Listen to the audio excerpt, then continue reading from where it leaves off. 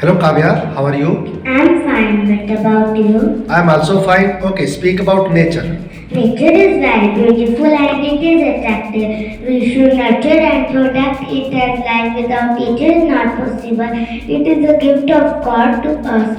Nature gives us air to breathe, water to drink and land to stay. It also gives us fruits, vegetables and grains to eat. Trees, animals, plants, river, ocean, tree.